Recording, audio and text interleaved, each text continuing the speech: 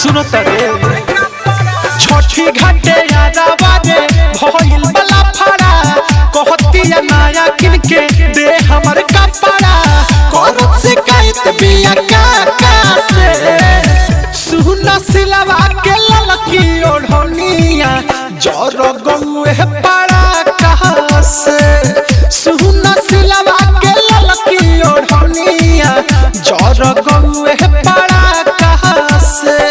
अरे बड़ा मुश्किल में बने। Mix by Aditya recording studio Gopalganj. DJ Rupesh hello DJ Rupesh hello DJ Rupesh hello कहला भागी के कहवा तू जइबो थुथुरा फोड़ देब जदी पकड़इबो।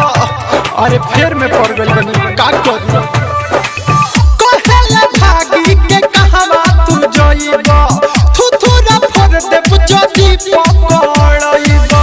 मरल समाई ओकर ढाका से सिलावा के माई सिरिये सबिया रे। अरे ये प्यास, अरे गलती होता है, भक्ति है भक्ति। का करब टेंशन में बानी टेंशन में तो सही गावा। सुना सिलवा के ललकी ओढ़निया जर गौए पड़ा कहां से सुना सिलवा के ललकी ओढ़निया जर गौए पड़ा कहां से।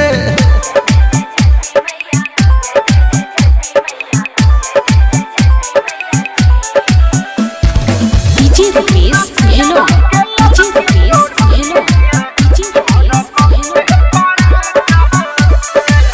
ऐसे सनात कहे दीपक दीवाना अब न कवनो चलता बहाना। ऐसे सनात कहे दीपक दीवाना अब न कवनो चलता बहाना। बढ़ल बात हिती चाका से सुना सिलवा के ललकी ओढ़निया जर गौए पड़ा कहां से सुना सिलवा के ललकी ओढ़निया जर गौए पड़ा कहां से।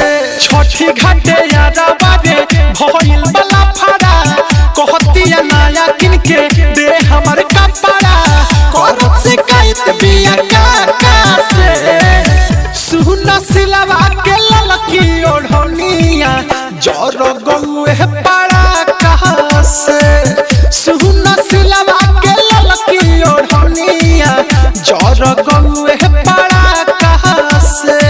अरे बड़ा मुश्किल में बने।